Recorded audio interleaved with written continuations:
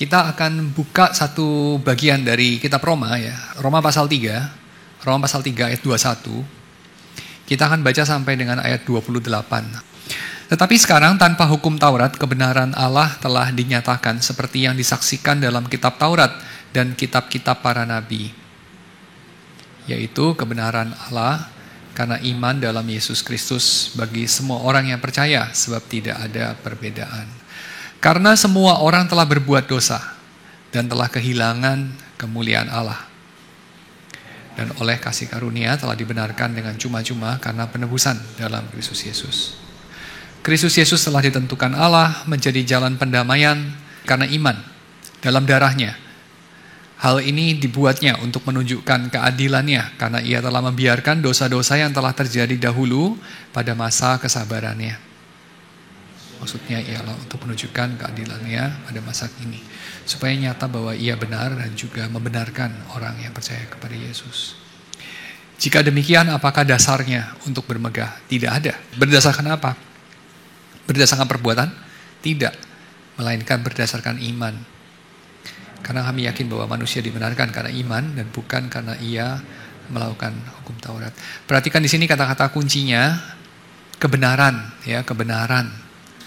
Lalu kemudian kata kunci yang kedua itu adalah penebusan, ya, penebusan. Lalu kemudian kita lihat di sini ada kebenaran, itu kebenaran Allah. Lalu kemudian juga ada istilah dibenarkan, yang mana yang dibenarkan tentu bukan Allah ya. Allah tidak perlu dibenarkan, tetapi orang berdosa yang dibenarkan. Lalu kemudian yang kedua, penebusan, itu adalah arah Allah yang benar itu membenarkan orang berdosa yang tidak benar, yang membutuhkan pembenaran. Ya, jadi ada penebusan. Kata lain dari penebusan yang highlighting aspek yang lain dari penebusan adalah pendamaian. Ya, penebusan, pendamaian. Lalu kemudian ini somehow dihubungkan di dalam ayat ke-26 dengan apa itu? Dengan keadilan, ya. Jadi kita lihat aja di sini adanya kata kunci pembenaran, itu proses yang terjadi pada orang berdosa ya.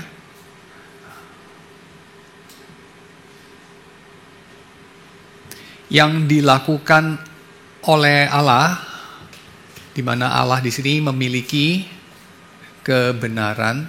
Kebenaran di sini bukan dalam arti truth, tapi dalam arti righteousness, jadi dalam arti moral standing, ya, moral status gitu.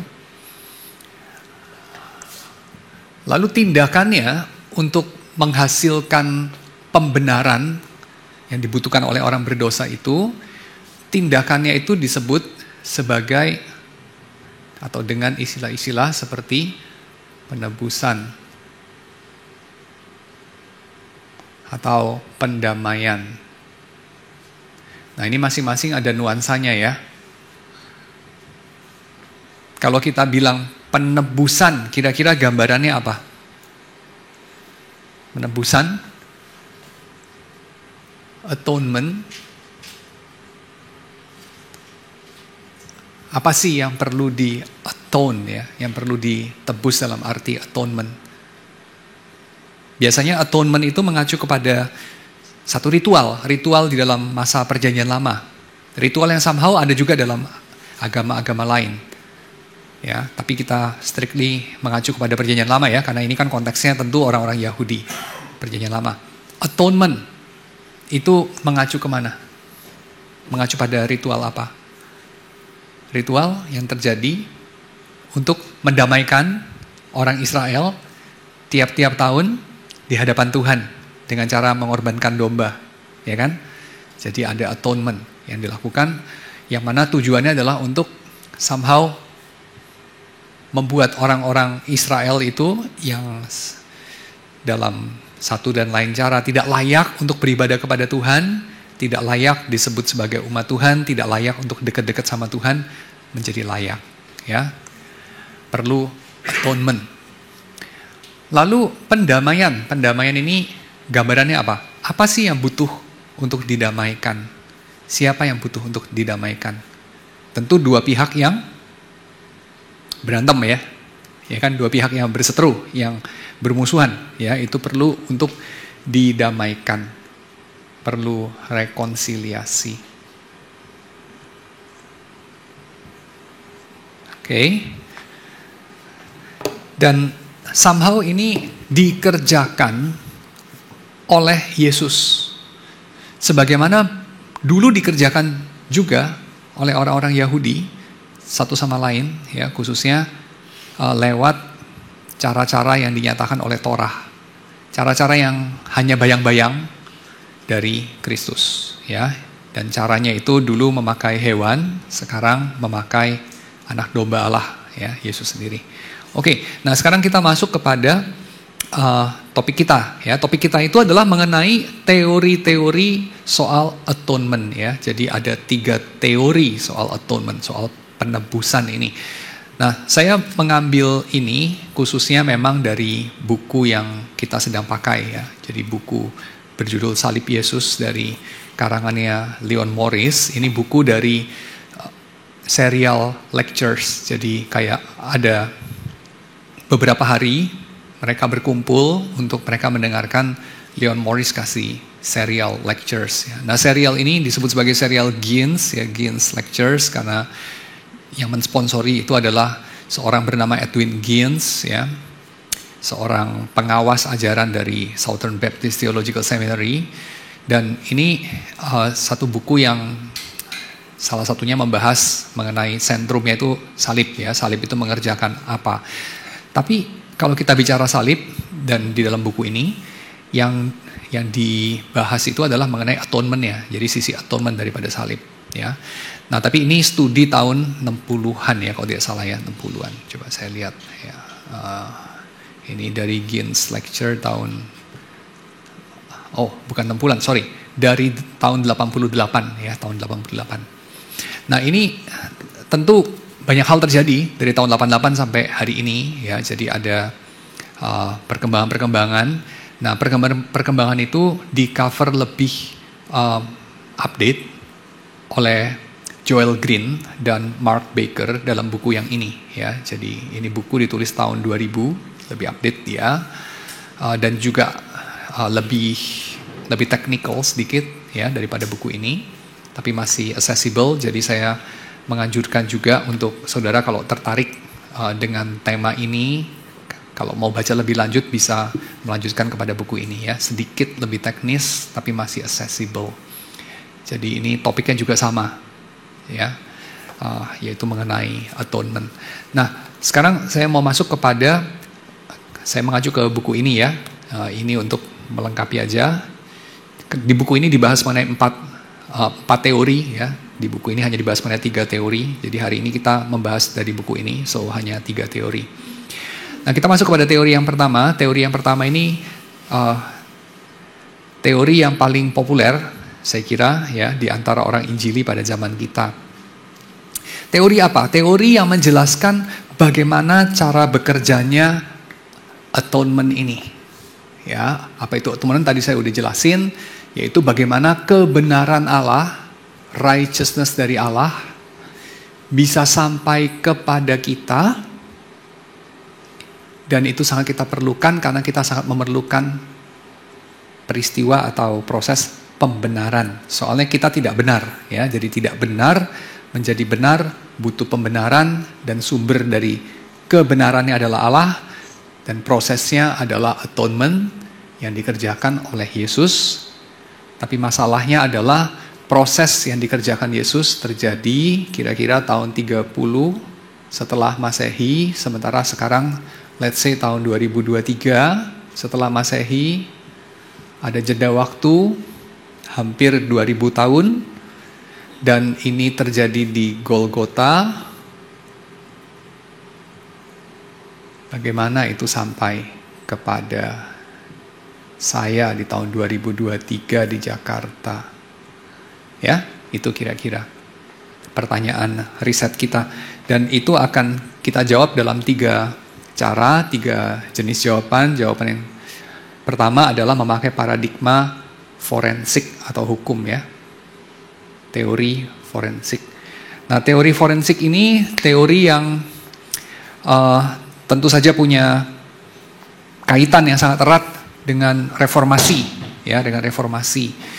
Jadi kita tahu orang-orang reformator itu kebanyakan adalah orang hukum ya. Martin Luther itu dia mahasiswa hukum, sarjana hukum dia.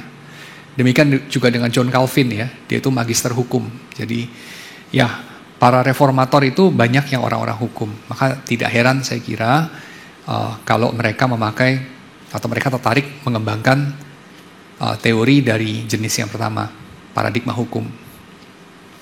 Dan mereka mengembangkan teori yang lebih individualistik ya kalau dibandingkan dengan teori dalam paradigma hukum ini. Jenis yang pertama itu adalah yang berkembang dalam masa abad pertengahan.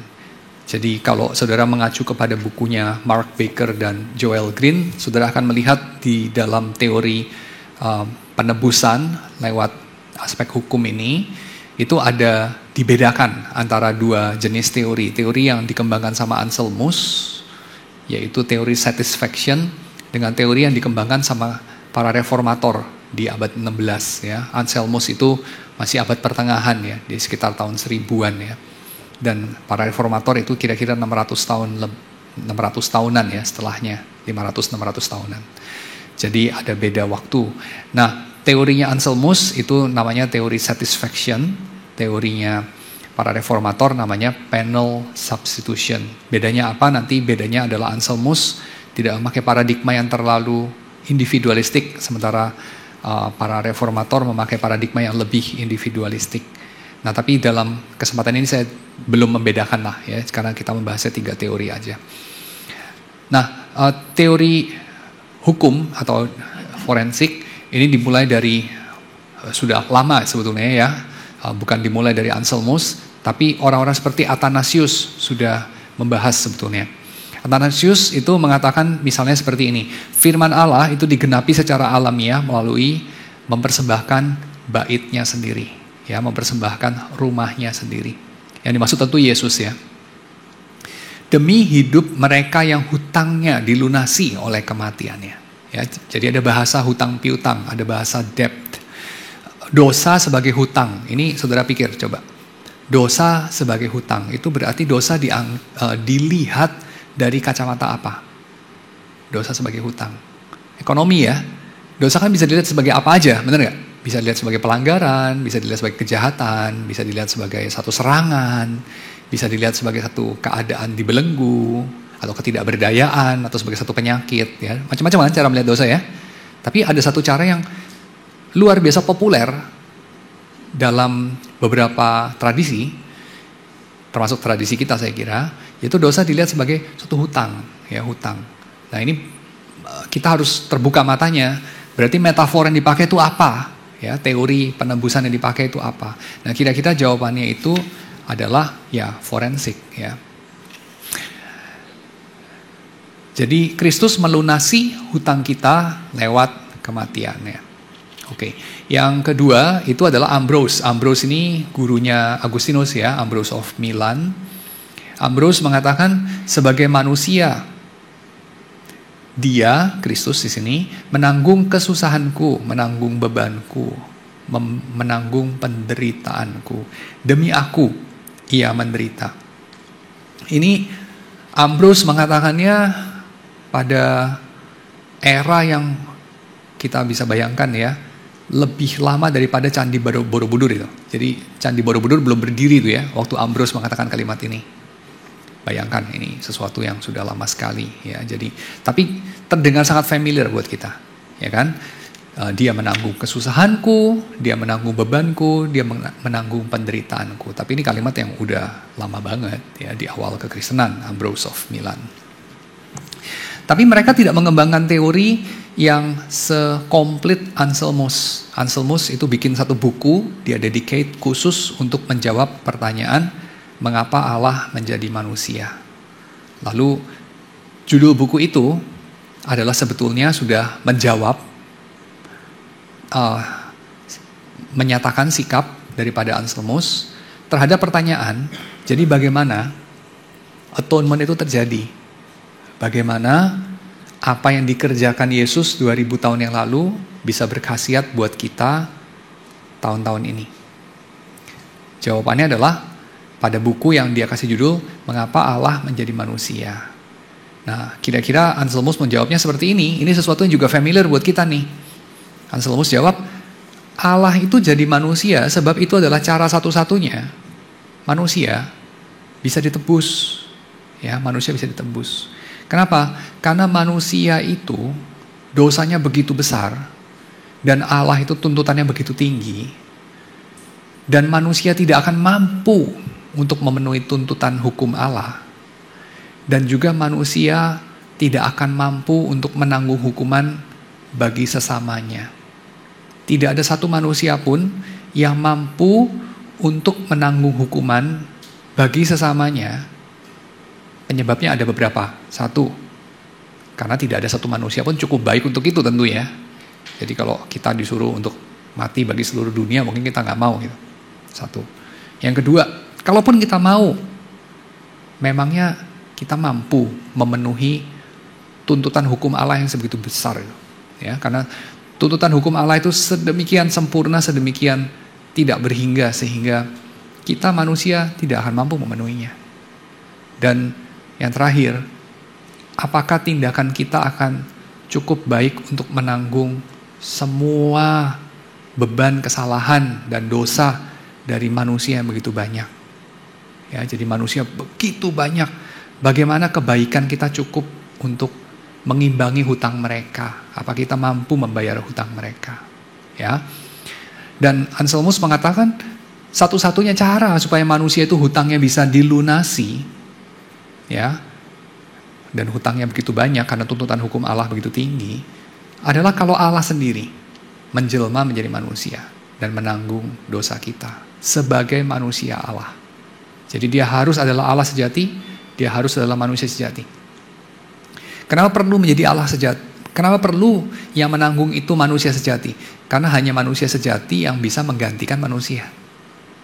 Kalau manusia diganti sama anjing ya nggak bisa, manusia diganti sama malaikat ya nggak bisa, manusia diganti sama Tuhan ya nggak bisa. Harus manusia diganti manusia. Tapi di sisi yang lain, manusia tidak akan mampu memenuhi tuntutan hukum Allah yang besar sekali. Maka hanya Allah yang bisa. Makanya harus manusia Allah, ya, manusia / Allah. Dan itu adalah Yesus Kristus satu-satunya. Nah, ini teori yang diajukan sama Anselmus, ya. Jadi dia menjawab kenapa Allah harus menjadi manusia. Jawabannya itu adalah karena manusia hanya dengan cara begitu bisa ditebus. Anselmus itu sangat fokus kepada kehormatan Allah. Nah, ini ada satu hal yang membedakan dia dari para reformator ya. Jadi Anselmus berfokus kepada dignitas Allah, kehormatan Allah. Sementara para reformator itu berfokus kepada pelanggaran dari hukum Allah. Nah, ini kan beda ya. Yang satu ketika manusia berdosa, dia membuat kehormatan Allah itu berkurang. Kehormatan Allah itu terkoyak, ya, ternoda. Tapi para reformator mengatakan ketika manusia berdosa, dia melanggar aturan Tuhan. Dia melanggar hukum Tuhan. Ya, ini kan beda. Yang satu fokus kepada Allah, yang lain fokus kepada hukumnya.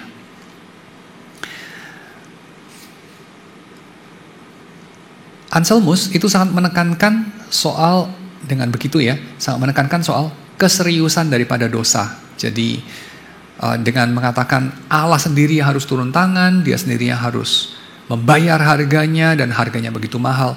Anselmus itu sangat menekankan, ini bisa dibaca dalam bukunya ya, sangat menekankan keseriusan daripada dosa.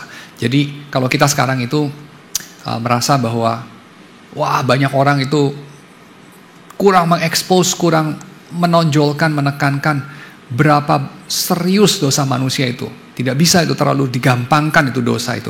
Nah, ini asal muasalnya dari Anselmus, ya, Anselmus, seorang bishop dari Canterbury itu. Jadi Anselmus mengatakan karena dosa begitu serius, Tuhan itu nggak bisa cuman sekedar melambaikan tangannya dan mengatakan, udahlah nggak usah terlalu dipikirin, cuma dosa kayak gitu doang.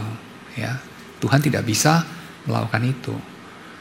Karena dosa yang sebegitu serius, itu memerlukan pembayaran harga yang juga tinggi. Jadi nggak bisa Allah sekedar melambaikan tangannya dan mengabaikan itu.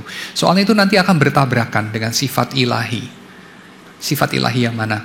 Sifat ilahi yang ini, bahwa Allah itu suci, bahwa Allah itu moralnya tinggi. Ya, coba Anda bayangkan, kalau kamu melihat anakmu bikin kesalahan, ya, lalu kemudian kamu melambaikan tanganmu lalu bilang, udahlah, gak apa-apa.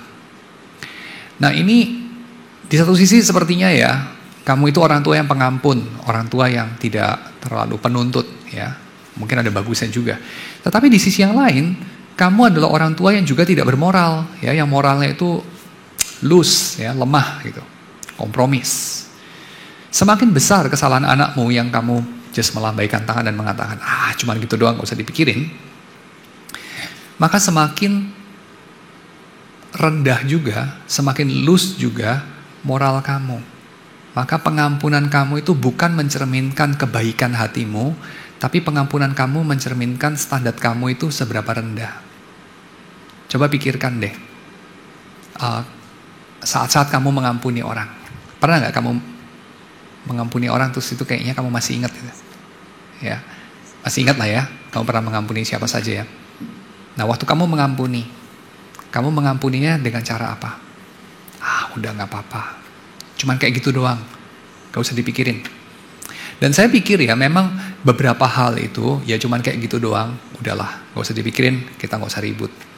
Itu memang ya di satu sisi perlu juga. Kenapa? Karena kita ini seringkali membesar-besarkan hal yang sebetulnya tidak besar, tidak penting, tapi kita besar-besarkan. Itu ada ya. Contohnya, beberapa orang itu mungkin membesar-besarkan selera dia, atau kehormatan dia, atau perasaan dia itu dihargai, yang sebetulnya itu nggak perlu terlalu sedemikian ditonjolkan. Ya, misalnya dia merasa orang itu kalau melintas di depan dia bungkuk-bungkuk, kurang hormat, ya, kurang respect, atau kalau tidak tersenyum sama dia, orang itu sombong, ya. Nah itu bagi orang seperti itu, mungkin dia perlu untuk semacam merendahkan standarnya dan perlulah untuk dia belajar mengatakan, cuman gitu doang, gak usahlah dipikirin, saya maafkan. Dan kita bisa katakan bahwa pemaafan itu justru sebetulnya lebih diperlukan oleh yang memberi maaf ketimbang yang dimaafkan. Kenapa? Karena yang dimaafkan sebetulnya nggak punya salah. Ya, betul dong. Kalau orang mengatakan, gitu doang, nggak usah dipikirin, nggak apa-apa lah kayak gitu. Tapi sebenarnya yang dia bilang nggak apa-apa, itu juga sebenarnya memang nggak apa-apa gitu. Kira-kira ya, yang perlu bilang nggak apa-apa itu yang bilang nggak apa-apa atau yang diampuni. Udahlah kamu. Gak apa-apa kok, kamu gak tepuk tangan waktu saya nyanyi itu gak apa-apa. Kira-kira yang butuh bilang gak apa-apa itu saya yang gila hormat, atau kamu yang normal? Saya lah yang butuh bilang gak apa-apa itu, ya kan?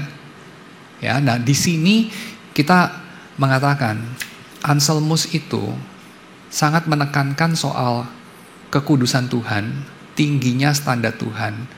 Dan dengan demikian, dia mau mengatakan Tuhan itu gak bisa bilang gak apa-apa. Soalnya yang kamu lakukan itu sungguh jahat. Cuman kamu aja pikir itu gak apa-apa. Jadi, kalau kamu bilang Tuhan itu kenapa ya, kok perlu repot banget mengirim anaknya yang tunggal, dalam bentuk bayi lagi, tunggu besar lagi, tunggu kemudian sampai mengumpulkan murid, berkarya 3 tahun, kenapa gak bisa setahun aja? Sudah gitu kumpulkan murid, perlu kumpulkan ada satu penyusup, namanya Yudas. Perlu bikin Yudas itu suka mencuri uang, tapi gak ketahuan. Susah banget kan? Penuh lika-liku. Sampai akhirnya dia gak tahu gimana caranya bikin Yudas itu menjual dia dengan 30 keping perak. Bayangkan kalau Yudas menjual Yesus pada tahun ke-30 gitu ya. Wah, kan ceritanya jadi beda. Nah, ini buat apa ya repot begitu hanya untuk mengampuni dosa manusia? Kan Tuhan maha tinggi, maha besar, dia maklumlah kita kecil, kita terbatas, kita begitu lemah, gampang dicobai. Kan bisa Tuhan itu sekedar bilang, ya udahlah nggak apa-apa. Bisa kan? Tapi kata Anselmus, itu karena kamu nggak tahu berapa serius dosamu di mata Tuhan aja. Itu mirip seperti, kamu tahu ya, waktu Perang Dunia Kedua, ada foto itu ya, prajurit Jepang, dia itu melemparkan bayi seorang Cina, dia lemparkan ke atas, dia tangkap dengan bayonet. Ya, sambil ketawa-tawa. Kamu tahu maksudnya ya? Senapan kan ujungnya ada, pisaunya ada bayonet ya. Dia lemparkan bayi itu, terus dia tangkap pakai bayonet. Jadi ditusuk bayi di sate. Bayi hidup. Atau ada seorang, kalau ini cerita, nggak ada fotonya ya. Seorang tentara dari Kekaisaran Ottoman, ketika menyerbu ke satu daerah mana, dia itu ambil bayi dari seorang ibu-ibu di kampung itu. Lalu kemudian bayi itu dia ajak bercanda, ya dia ajak interaksi, bayinya itu senang sama dia. Lalu dia ambil pistolnya dia masukin ke mulutnya bayi itu, dan bayi itu kayak bermain-main dengan polosnya bayi itu kayak berusaha untuk ngenyot si pistol itu. Lalu dia tembak bayinya, otaknya bertaburan. Lalu kemudian dia ketawa-tawa. Itu hiburan buat dia. Sekarang saya tanya, Tuhan kalau bilang, ya udahlah nggak apa-apa, kamu itu cuman manusia saja, saya ngerti kok kamu penuh kelemahan. Menurut kamu yang gendeng Tuhan, atau sebetulnya Tuhan hanya waras aja, mengampuni dosanya memang kecil dari manusia? Yang mana? Beneran nggak apa-apa sehingga yang perlu bilang nggak apa-apa itu Tuhan? Atau itu sebenarnya suatu problematik besar kalau Tuhan itu mengampuni dengan cara bilang nggak apa-apa? Itu pertanyaan saya. Yang mana? Sekarang udah jelas gak? Jelas kan? Bahwa problematik banget kalau Tuhan tuh just melambaikan tangan dan bilang kepada manusia, udahlah nggak usah terlalu dipikirin. Lu berdosa, iya sih, di mata gue itu kelihatan banget sih lu berdosa sih. Tapi ya udahlah nggak apa-apa. Gua mengampuni lu gitu aja. Nah, itu problematik. Saya kira Anselmus benar ya di sini ya. Kita itu mengatakan, kenapa sih Tuhan nggak bisa mengampuni gitu aja? Kenapa begitu berliku-liku? Kenapa begitu repot? Ya, adalah karena kita tidak mengetahui seberapa serius dosa itu di mata Tuhan. Karena di mata kita itu ya cuman bercanda aja, nothing serious lah. Gitu aja kok dipikirin. Kayak prajurit Jepang yang melemparkan bayi seorang perempuan Cina, menangkapnya dengan bayonet, lalu ketawa-tawa. Ya, itu sungguh-sungguh satu sports yang lucu buat mereka. Tapi bagi si perempuan Cina yang bayinya dilempar, ditangkap pakai bayonet, ya tidak lucu sama sekali. Ya, bagi orang-orang di sekeliling tentu kebanyakan ya melihat tidak lucu. Ya, tapi bagi prajurit itu entah kenapa ya, apa yang terjadi di otak dia ya. Dan cukup banyak yang seperti itu lucu, memang menurut dia lucu, ya. Pada saat itu ya, nggak tahu kemudian hari mungkin dia ngeri juga lihatnya. Tapi pada saat itu dia merasa itu lucu, ya. Tapi kan nggak lucu, sebenarnya nggak lucu gitu. Jadi ini ilustrasi dari apa yang Anselmus katakan, ya, dengan teori dia. Itu sebabnya ketika Allah mengampuni, Allah itu perlu mengampuni sebagai Allah yang morally righteous. Jadi dia nggak bisa mengampuni dengan semena-mena. Karena pengampunan yang diberikan mencerminkan siapa yang memberikan pengampunan itu. Allah itu tidak mengampuni dosa di luar standar moralnya. Ya, kira-kira begitu. Tapi ini kemudian mendapatkan beberapa kecaman, ya, beberapa kecaman. Ya, kecaman yang pertama tadi saudara sudah dengar dan sudah dijawab juga sama Anselmus, yaitu kenapa sih gak bisa just mengampuni, ya? Kenapa harus Allah Bapa itu murka sama dosa, lalu kemudian perlu tindakan yang sebegitu drastis sampai Allah anak itu mati, ya, menggantikan manusia. Itu kok sepertinya terlalu elaboratif untuk sesuatu yang sebetulnya kalau kita lihat raja-raja itu bisa kok mengampuni kesalahan dengan begitu saja, ya. Jadi kan gambarannya Allah itu raja, ya. Jadi raja itu kan kadang-kadang mengampuni hutang, ya, mengampuni kesalahan juga. Jadi kalau ada orang berhutang kepada kerajaan, lalu kemudian hukumannya seharusnya dia diperbudak, rumahnya dirampas, ya, sawahnya dirampas, keluarganya juga dirampas, jadi budak. Nah, raja itu bisa saja kemudian just mengatakan, nggak apa-apa, dosamu ku ampuni. Ya, tidak perlu kan raja itu mengeluarkan anaknya, kemudian anaknya yang disuruh kerja paksa menggantikan orang yang berhutang, kan tidak perlu. Ya, dia just mengatakan dosamu, kesalahanmu sudah saya coret, ya. Saya memberikan grasi, kamu bersalah, terbukti bersalah secara hukum, tapi saya kasih grasi, kamu boleh lepas dari penjara. Kan bisa begitu, ya. Mengapa tidak? Jawabannya karena dosa manusia sebegitu berat, ya. Yang pertama. Yang kedua, ada beberapa kecaman yang lain. Yang kedua adalah kecaman ini.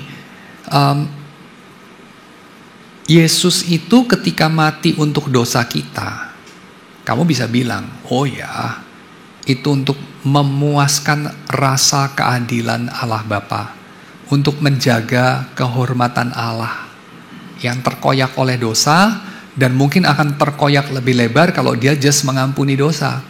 Maka perlu Yesus mati padahal tidak bersalah demi menanggung dosa kita yang memang bersalah. Tapi coba siapa yang memikirkan nasib Yesus? Kalau kita katakan ini melindungi kehormatan Allah, dan itu sesuatu yang sungguh kita perlukan sebagai orang berdosa yang tidak mau binasa karena dosa kita, tapi kan itu tidak adil bagi Yesus. Nah, tidak adil bagi Yesus, kamu mungkin bilang nggak apa-apa karena Yesus kan rela menanggung ketidakadilan itu. Oh iya, tapi kan apa-apa bagi Allah Bapa yang kamu ingin lindungi kehormatannya, moralitasnya dari ketidakadilan dengan cara just waiving dosa, itu nggak apa-apa, udahlah saya ampuni aja. Kan kamu melindungi Allah Bapa dari itu. Tapi sekarang kamu menjatuhkan Allah Bapa kepada jenis tindakan tidak bermoral yang lain, yaitu apa? Menghukum seseorang padahal tidak bersalah demi membenarkan orang yang bersalah.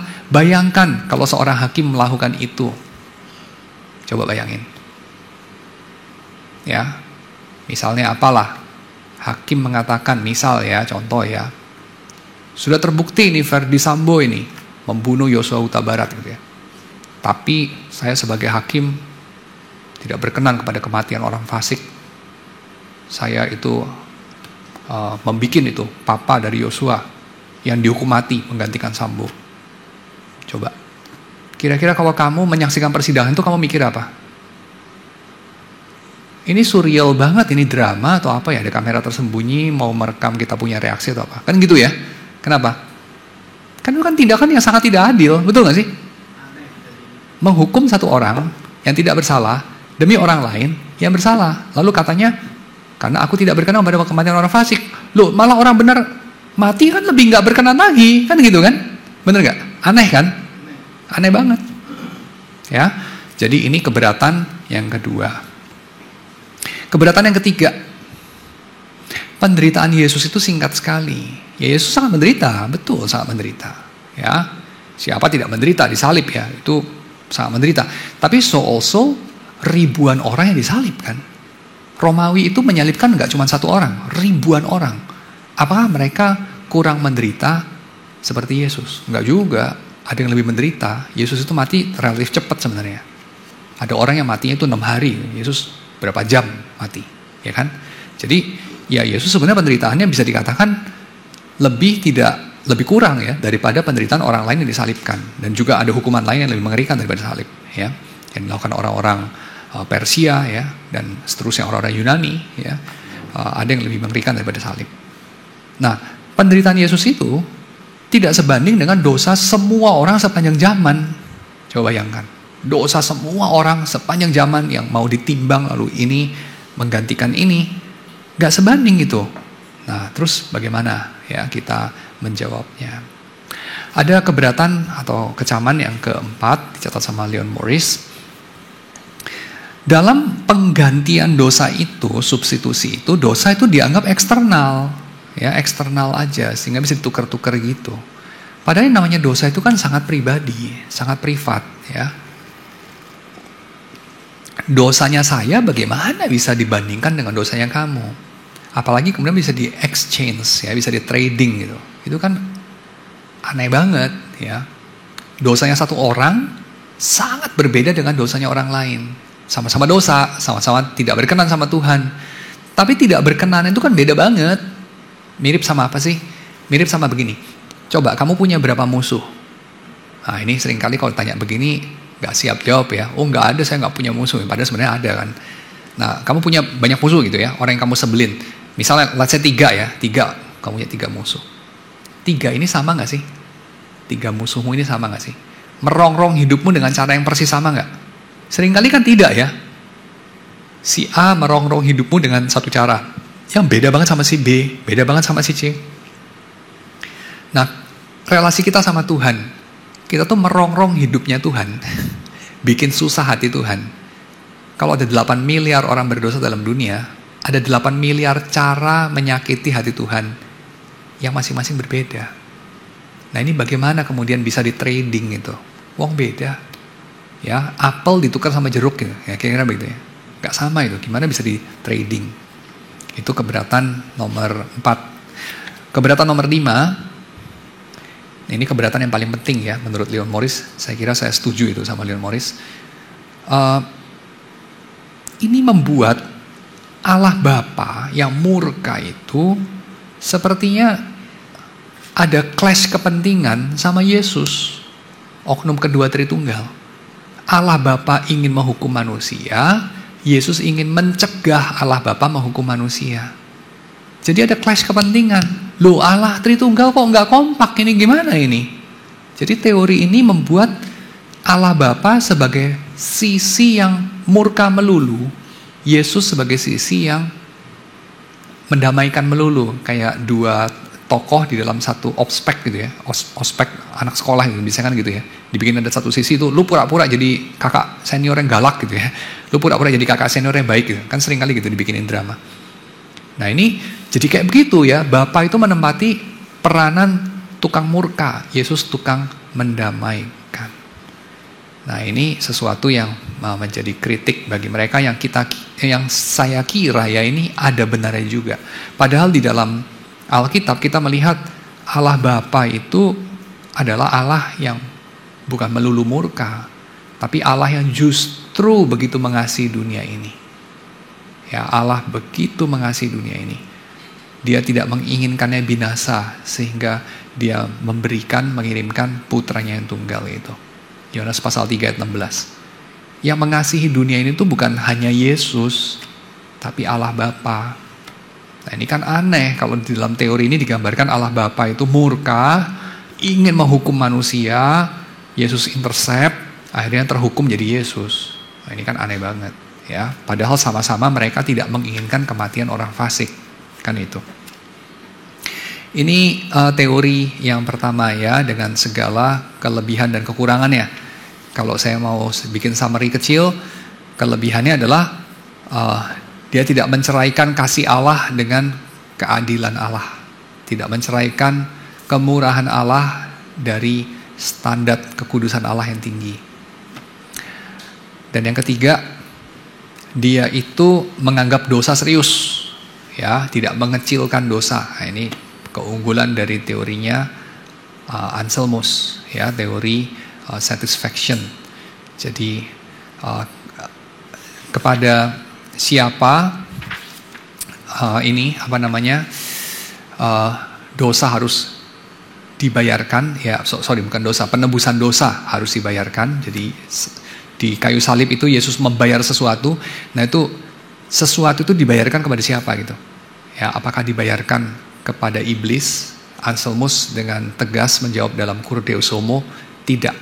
Ya, jadi itu teori yang nanti saya akan bahas dalam butir yang ketiga ya. Jadi ada teori pada zaman Anselmus beredar bahwa Yesus itu membayar sejumlah uang, bukan uang ya, sejumlah pembayaran, dalam hal ini darahnya, kepada iblis. Tapi Anselmus bilang, enggak, tidak, itu saya tidak bisa terima. Mengapa? Karena iblis tidak memiliki apapun. Ya, iblis kan tidak memiliki apapun. Jadi Yesus itu membayar kepada siapa? Yesus membayar kepada Allah Bapa. Kenapa perlu membayar? Karena dosa begitu serius. Ya, jadi Allah Bapa yang adil, yang punya kesempurnaan moral, dia menuntut keadilan, maka harus dibayarkan kepada Allah Bapa. Oke, itu ya kalau mau diringkas. Nah sekarang kita masuk pada teori yang kedua. Teori yang kedua ini adalah teori kasih. Jadi kalau pertama, tadi pertanyaannya, mengapa Yesus menebus kita di kayu salib? Jawabannya adalah demi menanggung hukuman yang seharusnya saya tanggung, ya, demi memuaskan rasa keadilan Allah Bapa tanpa mematikan manusia, ya. Jadi sekaligus menyelamatkan manusia, sekaligus menuntaskan rasa keadilan dari Allah Bapa. Nah, pada hukum yang kedua, pada teori yang kedua maksud saya, pada teori yang kedua, pertanyaan mengapa Yesus disalibkan dan bagaimana penyaliban Yesus menghasilkan keselamatan bagi saya dijawab dengan salib itu adalah tindakan kasih yang inspiratif. Ya, kasih itu tindakan kasih yang inspiratif. Ini teori dihasilkan oleh Petrus Abelardus, ya, Peter Abelard. Abelard itu seorang yang sangat pinter banget ya di abad pertengahan, salah seorang yang berpikir begitu kreatif, dia membuka jalan kepada cara berpikir modern ya pada abad pertengahan itu. Nah, saya nggak panjang-panjangin lagi mengenai Abelard ya, saudara bisa googling sendiri. Ada banyak anekdot yang menarik mengenai Abelard. Nah, teorinya Abelard ini adalah teori yang sangat subjektif ya. Jadi kalau teori yang pertama forensik itu objektif karena kematian Kristus menghasilkan sesuatu yang secara objektif apa itu ada di luar perasaan saya, di luar diri saya, yaitu apa? Yaitu rasa keadilan Allah.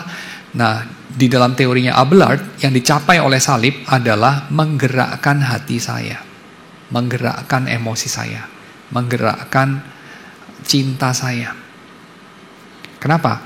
Karena di dalam kayu salib itu Yesus menunjukkan kasih-Nya. Jadi salib sebagai display dari kasih Allah.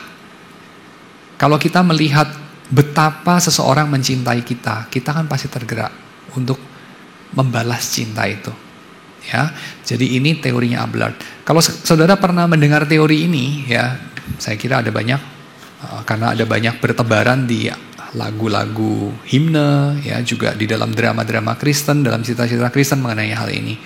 Itu berasal dari Peter Abelard, ya. Jadi kalau saudara nggak pernah dengar namanya, sekarang saudara dengar gitu, saudara tahu dari mana sentimen atau pola seperti itu berasal. Ada satu lagu yang saya mau sharingkan buat saudara ya. Ini lagu terkenal banget. Kita mungkin sering nyanyi juga ya. Lagu dari Isaac Watts tahun 1707 itu. Dia mengarang satu lagu judulnya When I Survey the Wondrous Cross. Saudara pasti dengar lah ya. Pasti masih ingat lah ya lagu itu ya. When I Survey the Wondrous Cross. Kalau saudara nggak ingat syairnya, saya bacakan syairnya. When I survey the wondrous cross on which the Prince of Glory died, my richest gain I count but loss and pour contempt on all my pride. Waktu aku melihat kepada salib yang mengagumkan itu, di mana pangeran dari segala kemuliaan mati, maka segala keuntunganku yang paling hebat itu terasa atau terlihat atau terhitung seperti kerugian. Dan itu menghasilkan satu rasa jijik ya, satu konten terhadap segala kebanggaan saya. Bait kedua, forbid it, Lord, that I should boast save in the death of Christ my God. All the vain things that charm me most, I sacrifice them through His blood. Cegah aku Tuhan untuk berbangga kecuali di dalam kematian Yesus Tuhanku.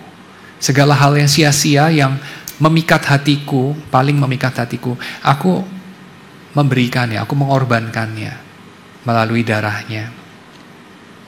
See from His head, His hands, His feet, sorrow and love flow, mingled down.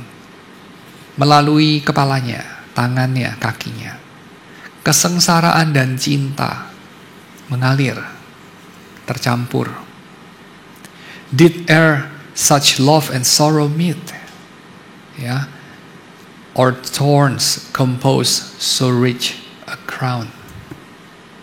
Jadi kasih dan penderitaan bertemu di dalam mahkota duri yang begitu limpah, yang begitu kaya itu. Were the whole realm of nature mine, that were a present far too small. Love so amazing, so divine, demands my soul, my life, my all. Seluruh jagat raya ini, kalaupun itu jadi milikku, ya, itu adalah sesuatu yang terlalu kecil untuk dijadikan suatu kado, ya. Karena kasih yang begitu luar biasa, begitu ilahi, menuntut jiwaku, hidupku, segala dalam diriku. Untuk apa? Untuk diberikan kepada Tuhan yang sudah memberikan yang paling berharga bagi Dia, yaitu Yesus. Cinta yang menerbitkan cinta. Kalau saudara dengar ini, kira-kira saudara merasa apa sih? Nggak tahu ya, kalau saya dengar ini kayaknya saya merasa tergerak. Tergerak, ya. Jadi ini kayaknya luar biasa banget gitu. Dan so true, indeed. Ya nggak sih?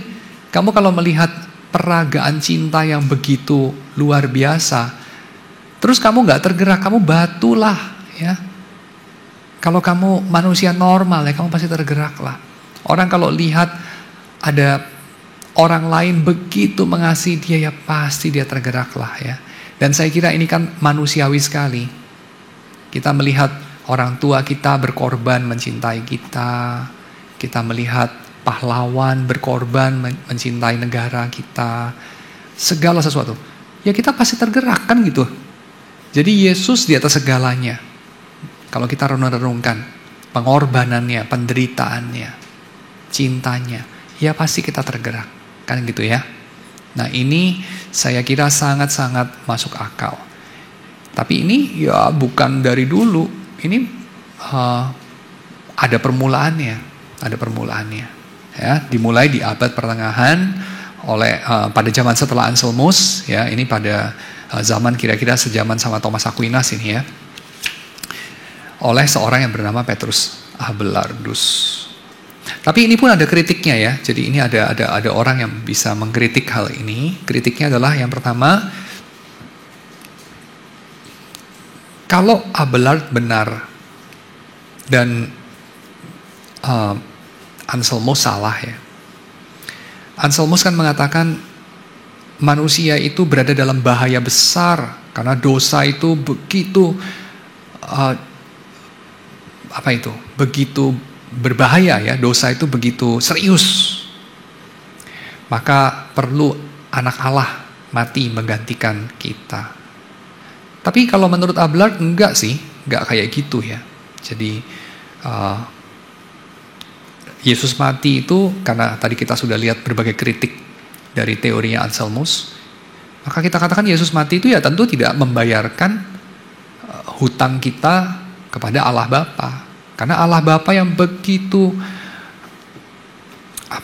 Allah Bapa yang begitu maha, serba maha, dia bisa mengampuni begitu saja. Allah Bapa itu kalau kita benturkan dengan Yesus jadinya nggak betul. Lalu kemudian Allah Bapa itu adalah Allah yang adil, nggak mungkin dia mematikan Yesus padahal Yesus tidak salah apa-apa, apalagi untuk menyelamatkan kita yang jelas-jelas banyak salahnya. Dan Allah Bapa pasti bisa mengkalkulasi bahwa penderitaan Yesus yang sangat singkat itu bagaimana bisa dibandingkan dengan dosa orang sepanjang zaman. Dan juga dosa itu sesuatu yang sangat personal, ya, tidak eksternal seperti itu. Maka Abelard kemudian mengatakan, ya enggak sih. Jadi salib itu bukan ada hubungannya dengan pembayaran upah dosa, enggak. Salib itu untuk menggerakkan kita mencintai. Peragaan cinta, display dari cinta Allah. Karena yang manusia perlukan itu adalah dia tergerak untuk mencintai Allah dan sesama. Jadi selama ini dia tidak tergerak, ya Tuhan turun tangan bikin dia tergerak, gitu aja. Tapi masalahnya, jika manusia tidak dalam bahaya, lalu Yesus sampai mati untuk itu kan sepertinya konyol kalau hanya untuk menggerakkan cinta. Leon Morris kasih satu contoh, itu mirip seperti begini. Kalau ya saudara melihat ada seorang pria, dia itu nyemplung sungai yang dingin, yang kalau sungai dingin di Indonesia sih kan nggak terlalu dingin ya, tapi kalau saudara pernah ke negara 4 musim itu, lalu di musim semi gitu ya, udah agak adem-adem atau di musim gugur, saudara nyemplung ke sungai gitu ya, tahu lah ya dinginnya kayak apa gitu kan, dingin banget. Tapi kalau seorang pria, dia nyemplung ke sungai itu, yang dingin sekali, berenang untuk memberikan kesan kepada kekasihnya bahwa dia itu begitu mencintai kekasihnya. Nyemplung kali yang dingin aja gua rela gitu. Maka kira-kira ya, kalau kekasihnya itu memang memerlukan pengorbanan itu, misalnya dia itu jatuh dari sampan gitu ya, jatuh dari sampan si cewek ini terus kayak nggak bisa berenang, udah mau tenggelam, si cowok itu nyemplung juga, ya kita bisa mengagumi itu tindakan heroik, memang si ceweknya itu perlu. Tapi kalau ceweknya tuh lagi santai-santai aja di tepi sungai gitu, santai-santai, ya agak ngambek-ngambek sedikit mungkin ya, karena apalah gitu. Lalu cowoknya mau menunjukkan gitu, saya tuh mencintai kamu, terus dia nyemplung sungai gitu, kan konyol ya. Jadi Leon Morris bilang, ini apa-apaan sih? Karena Abelard bilang kayak dosanya manusia itu nggak seserius itu, ya. Tapi kemudian Yesus sampai mati hanya untuk memberikan inspirasi, ini loh aku mencintai kamu tuh sampai sebegitunya, jangan berdosa lagi. Itu kan jadi konyol sekali gitu. Ya, ini kritik terhadap Abelard. Yang kedua, tidak ada indikasi juga di dalam Alkitab. Ini kalau yang ini dari John Knox ya, John Knox reformator mengkritik teori penebusannya Abelard. Tidak ada indikasi dalam Alkitab bahwa Yesus itu mati tujuannya menunjukkan kasih Allah pada saya. Gak ada juga itu. Jadi kalau kita lihat Alkitab, Yesus mati untuk apa? Itu nggak pernah. Tujuannya adalah untuk menggerakkan kamu mencintai Allah. Nggak ada. Ya. Jadi Yesus mati itu tujuannya lain gitu. Tujuannya bukan bikin kamu tergerak. Tujuannya untuk mendamaikan, menebus, ya itu, membayar hutang dosa. Tapi kalau untuk menggerakkan ya enggak. Tapi bahwa kamu tergerak itu ya benar. Benar dong. Kita lihat apalah film The Passion of the Christ gitu ya. Dulu kan ada itu ya film The Passion of the Christ kan. Sampai diputar di 21 apa segala macam ya. Lalu orang-orang pulang dari nonton film itu kayaknya komitmennya dikuatkan ya, lebih mencintai Tuhan. Ya benar juga kan, melihat Yesus menderita terus jadi tergerak dia mencintai Tuhan, kan benar. Iya benar, tapi nggak ada di Alkitab. Jadi maksudnya nggak ada di Alkitab itu nggak apa-apa juga, dalam artian memang ada dalam realitas dinamika psikologis orang, fine. Tapi jangan bilang itulah tujuan Yesus mati. Efek sampingnya bikin kamu mencintai dia, ya.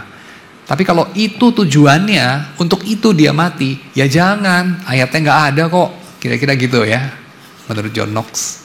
Saya kira ini pun make sense. Oke, itu teori yang kedua.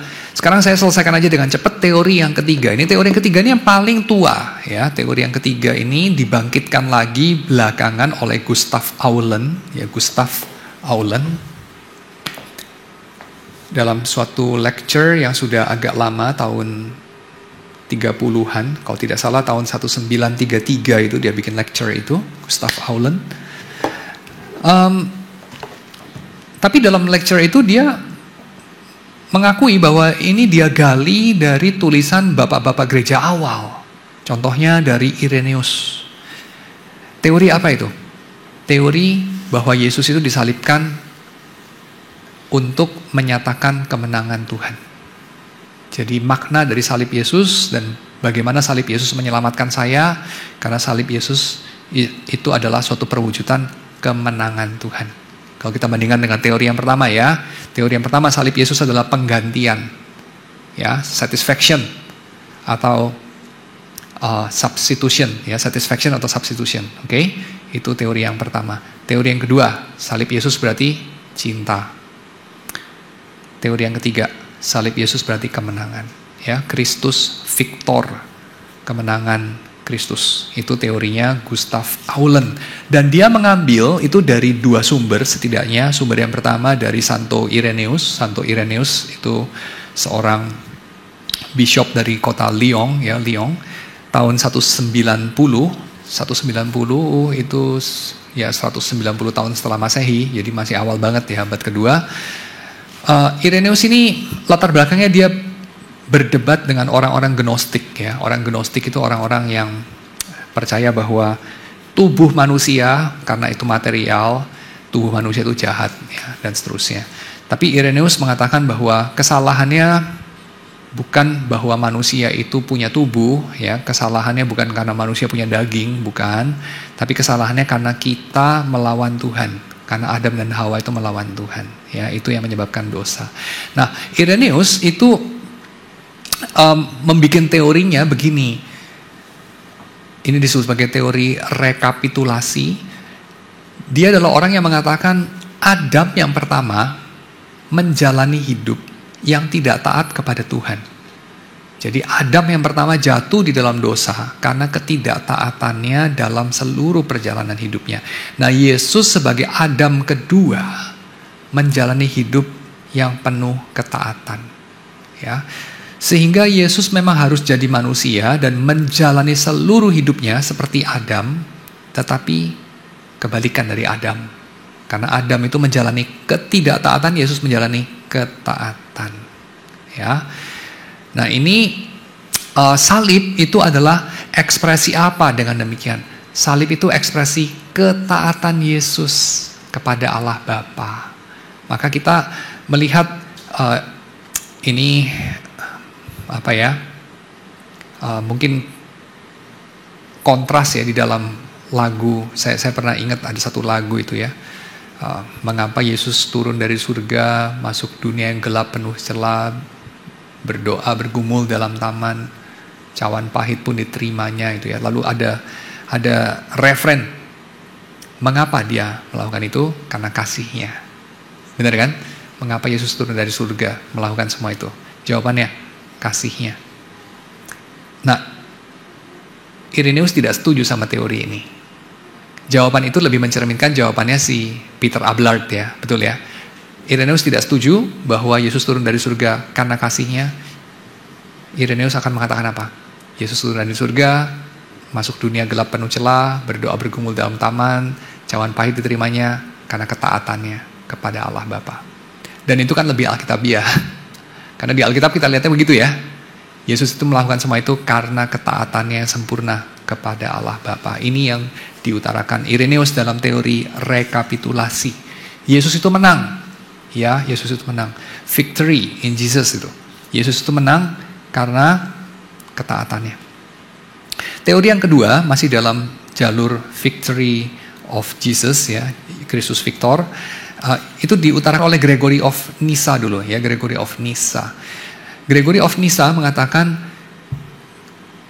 Yesus dalam kelahiran dan kematiannya, khususnya dalam kematiannya, itu dia mati sebagai satu tebusan dalam arti ransom, ya, ransom.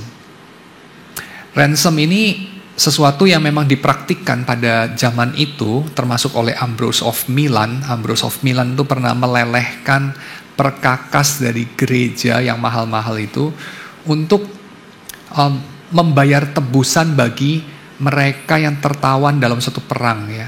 Ada satu perang, saya lupa itu perang apa, lalu kemudian mereka ditawan, lalu kemudian Ambrose of Milan itu sampai mengorbankan harta milik gereja untuk menebus orang-orang yang tertawan dalam perang itu.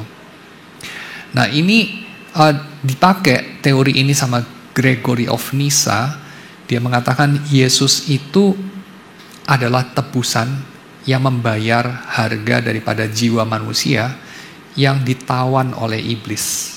Nah ini teori yang tentu saja saudara tadi udah dengar teorinya Anselmus ya dalam Cur Deus Homo. Ini adalah teori yang dilawan sama Anselmus ya. Teorinya Gregory of Nyssa. Jadi iblis itu menawan jiwa kita. Kenapa? Karena di dalam Adam kita menjual jiwa kita kepada iblis. Tapi kemudian Tuhan berunding dengan iblis. Dan dalam perundingan itu, kata Gregory of Nyssa, iblis memakan umpan yang diberikan oleh Tuhan. Apa umpannya? Umpannya adalah Yesus. Yesus diberikan kepada iblis sebagai ransom oleh Allah Bapa. Tetapi Yesus itu kan tidak bisa mati. Yesus itu kan Allah. Jadi bagaimana mungkin Yesus itu bisa ditahan sama iblis? Ya nggak bisa. Jadi Allah Bapa dengan demikian menipu iblis. Ya ini salah satu kritik mengatakan tentu saja ini teori yang mengada-ada ya. Allah Bapa kok menipu ya. Tapi saudara tahu paradigma yang dipakai memang berbeda. Karena di dalam paradigma teori penal substitution itu settingnya adalah pengadilan, ya legal setting. Sementara dalam teorinya Gregory of Nyssa, ransom ini settingnya bukan pengadilan, settingnya perang. Orang bilang all is fair in love and war, gitu ya. Jadi dalam perang dan cinta segalanya halal, kira-kira begitu. Tentu ini perkataan yang salah juga ya, karena kita tahu orang-orang seperti Agustinus itu mengatakan mesti ada kebenaran atau keadilan juga dalam perang, ya, jus ante bellum, jus in bello, ya, itu harus dilakukan, ya.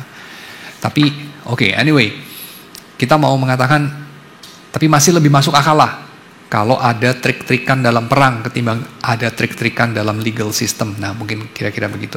Ya, jadi dalam paradigma yang dipakai sama Gregory of Nyssa ini antara Allah, manusia dan iblis kan ada peperangan. Jadi ya wajarlah kalau dalam hal itu ada trik-trikan dan Tuhan menipu iblis, dia baiting iblis, iblis memakan umpannya dan umpannya adalah Yesus. Jadi dia mungkin pikir manusia tukar sama Yesus, oke, gue masih untung ya, sini kasih gue Yesus. Tapi Yesus tentu berperang melawan iblis, menang Yesus. Jadi Yesus bangkit ya. Makanya ini teori yang disebut sebagai Kristus Victor ya. Yesus bangkit penuh kemenangan, itu sebabnya kemudian sorak-sorai itu ada di pihak Tuhan lah, begitu ya. Lalu kemudian varian yang ketiga dari teori ketiga ini diberikan oleh Origen. Ini masih varian dari ransom. Jadi ini boleh bilang adalah teori 3B2 ya, 3B2. Kalau 3B1 Gregory of Nyssa, 3B2 ini Origen. Nah, Origen mengatakan begini, memang sih ada perundingan antara Allah dengan iblis di sana, tapi iblis itu tidak bisa menahan Yesus, bukan karena Yesus tidak bisa tidak bisa dirantai sama iblis, yang memutuskan rantainya, bukan. Tapi karena iblis yang begitu sombong dan begitu delusional untuk kemudian dia itu merasa pede untuk bisa menawan Yesus. Pada akhirnya tidak bisa. Sebab apa? Sebab Yesus itu begitu baik. Yesus begitu tulus, begitu penuh kasih. Jadi akhirnya iblis itu leleh hatinya. Ya, Yesus itu terlalu ilahi, terlalu besar untuk ditahan oleh iblis. Akhirnya iblis melepaskan Yesus. Ya, saking baiknya Yesus itu. Jadi dia tidak tahan. Maka teorinya Origen ini tetap sama juga, yaitu apa? yaitu Yesus mati di kayu salib sebagai satu tebusan, sebagai satu ransom. Ya, cuma bedanya kalau Gregory of Nyssa melihat Yesus lepas karena kekuatan yang lebih kasar gitu ya. Memang iblis kalah sama Tuhan dalam peperangan. Kalau Origen melihatnya lebih rohani, Yesus menang karena cintanya, bahkan terhadap iblis. Ya, iblis pun nggak bisa melawan Yesus karena Yesus memenangkan iblis dengan kekuatan cinta, kira-kira begitu. Ya, ini teori yang ketiga. Nah, dari ketiga teori ini, tentu ini belum akhir dari diskusinya karena ini masih baru bab 2 ya. Jadi kita akan lihat nanti kita bisa belajar apa dari ketiga teori ini. Ada beberapa racikan yang diutarakan sama Leon Morris ya. Kontekstualisasi dari 3 teori atonement yang besar ini, yang masing-masing ada plus minusnya. Jadi saya tadi membahas itu, saya tidak katakan ini yang paling tepat, itu yang paling tepat ya. Walaupun ya memang kalau kita lihat sepertinya yang paling banyak bagusnya itu ya, paling kuat itu ya teori yang pertama ya, teori hukum itu sepertinya yang paling banyak bagusnya. Tapi teori yang lain masih diperlukan karena bisa menkomplementasi ya teori yang paling bagus itu. Tapi kemudian ini perlu diracik, disesuaikan dengan kebutuhan kita ya, dengan konteks kita dalam zaman kita yang berbeda daripada abad pertengahan ya, berbeda dengan abad 16, berbeda juga dengan abad kedua dari Irenaeus ya. So kita perlu untuk mengembangkan kontekstualisasi dari zaman kita, dan itu nanti kita akan bahas dalam bab yang ketiga ya, sampai dengan bab yang terakhir ya. Kalau kita lihat dari kebudayaan Kristen kita ya, Christian subculture kita ini, tiga-tiganya ada, betul kan? Kalau kita lagu-lagu Kristen gitu ya, kita lihat renungan-renungan Kristen, jargon-jargon Kristen, tiga teori ini ada semua.